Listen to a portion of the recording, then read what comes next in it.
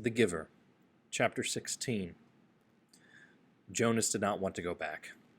He didn't want the memories, didn't want the honor, didn't want the wisdom, didn't want the pain. He wanted his childhood again, his scraped knees and ball games. He sat in his dwelling alone, watching through the window, seeing children at play, citizens bicycling home from uneventful days at work, ordinary lives free of anguish because he had been selected, as others before him had, to bear their burden. But the choice was not his. He returned each day to the annex room. The Giver was gentle with him for many days following the terrible shared memory of war. "There are so many good memories," the Giver reminded Jonas, and it was true. By now, Jonas had experienced countless bits of happiness, things he had never known before.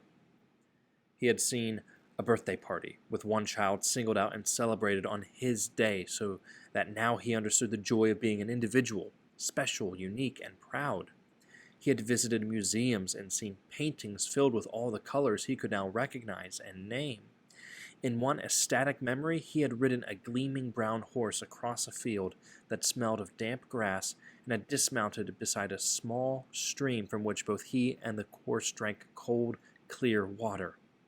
Now he understood about animals, and in the moment that horse turned from the stream and nudged Jonas's shoulder affectionately with his head, he perceived the bond between animal and human. He had walked through the woods and sat at night beside a campfire. Although he had, through the memories, learned about the pain of loss and loneliness, now he gained too an understanding of solitude and its joy. "What is your favorite?" Jonas asked the Giver. "You don't have to give it away yet," he added quickly. "Just tell me about it so I can look forward to it, because I'll have to receive it when your job is done." The Giver smiled. "Lie down," he said. "I'm happy to give it to you." Jonas felt the joy of it as soon as the memory began. Sometimes it took a while for him to get his bearings, to find his place, but this time he fit right in and felt the happiness that pervaded the memory. He was in a room filled with people, and it was warm with a firelight glowing on a hearth. He could see through a window that outside it was night and snowing. There were colored lights, red and green and yellow, twinkling from a tree which was, oddly, inside the room. On a table, lighted candles stood in a polished golden holder and cast a soft, flickering glow. He could smell things cooking, and he heard soft laughter. A golden-haired dog lay sleeping on the floor. On the floor, there were packages wrapped in brightly colored paper and tied with gleaming ribbons. As Jonas watched, a small child began to pick up the packages and pass them around the room to other children, to adults who were obviously parents, and to an older, quiet couple, man and woman, who sat smiling together on a couch. While Jonas watched, the people began one by one to untie the ribbons on the packages, to unwrap the bright papers, open the boxes, and reveal toys and clothing and books. There were cries of delight. They hugged one another. The small child went and sat on the lap of the old woman, and she rocked him and rubbed her cheek against his. Jonas opened his eyes and lay contentedly on the bed, still luxuriating in the warm and comforting memory. It had all been there, all the things that he had learned to treasure. "What did you perceive?" the Giver asked. "Warmth," Jonas replied, "and happiness, and, let me think, family. That it was a celebration of some sort, a holiday, and something else. I can't quite get the word for it." "It will come to you." Who were the old people? Why were they there? It had puzzled Jonas seeing them in the room. The old of the community did not ever leave their special place, the house of the old, where they were so well cared for and respected. "They were grandparents." Grandparents. Grandparents. It meant parents of the parents long ago. Back and back and back. Jonas began to laugh. So actually, there could be parents of the parents of the parents of the parents. The Giver laughed too. "That's right. It's a little like looking at yourself in a mirror, looking at yourself, looking in a mirror." Jonas frowned. "But my parents must have had parents. I never thought about it before. Who are my parents of the parents? Where are they?" "You could go look in the Hall of Open Records. You'd find the names, but think, son. If you applied for children, then who would be their parents of the parents? Who would be their grandparents? My father and mother, of course. And where will they be? Jonas thought. Oh, he said slowly. When I finish my training and become a full adult, I'll be given my own dwelling, and then when Lily does a few years later, she'll get her own dwelling, and maybe a spouse and children if she applies for them, and then father and mother. That's right. As long as they're still working and contributing to the community, they'll go and live with the other childless adults, and they won't be part of my life anymore. And after that, when the time comes, they'll go to the house of the old. Jonas went on. He was thinking aloud. And they'll be well cared for and respected, and when they're released, there will be a celebration. Which you won't attend, the giver pointed out. No, of course not, because I won't even know about it. By then I'll be so busy with my own life, and Lily will, too. So our children, if we have them, won't know who their parents are either. It seems to work pretty well that way, doesn't it? The way we do it in our community? Jonas asked. I just didn't realize there was any other way until I received that memory. It works, the giver agreed. Jonas hesitated. I certainly liked the memory, though. I can see why it's your favorite. I couldn't quite get the word for the whole feeling of it, the feeling that was so strong in the room. Love, the giver told him. Jonas repeated it. Love. It was a word and a concept new to him. They were both silent for a minute. Then the Jonas said, Giver. Yes. I feel very foolish saying this. Very, very foolish. No need. Nothing is foolish here. Trust the memories and how they make you feel. Well, Jonas said, looking at the floor, I know you don't have the memory anymore because you gave it to me, so maybe you won't understand this. I will. I am left with a vague wisp of that one, and I have many other memories of families and holidays and happiness, of love.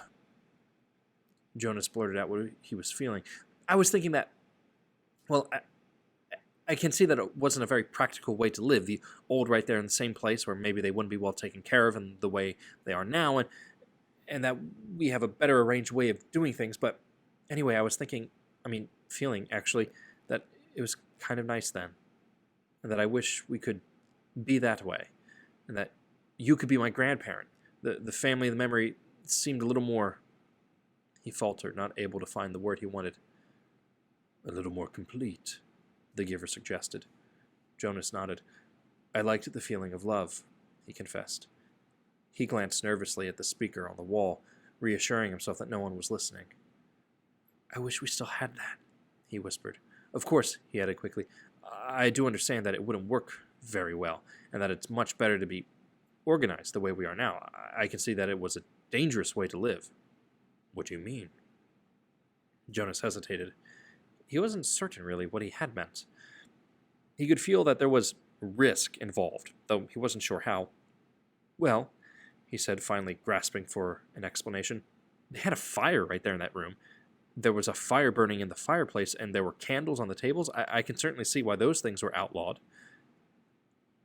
Still, he said slowly, almost to himself, I did like the light they made.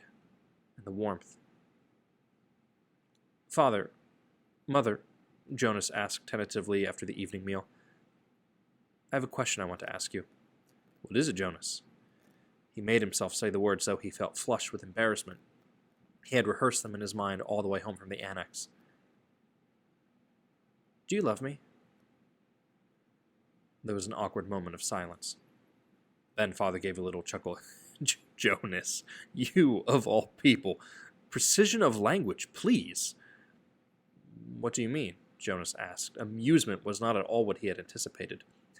Your father means that you use a very generalized word so meaningless that it's become almost obsolete, his mother explained carefully. Jonas stared at them. Meaningless? He had never before felt anything as meaningful as the memory. And, of course, our community can't function smoothly if people don't use precise language. You could ask, do you enjoy me? The answer is yes, his mother said. Or, his father suggested, do you take pride in my accomplishments? And the answer is wholeheartedly yes. Do you understand why it's inappropriate to use a word like love? Mother asked. Jonas nodded. Yes, I do, he replied slowly. It was his first lie to his parents.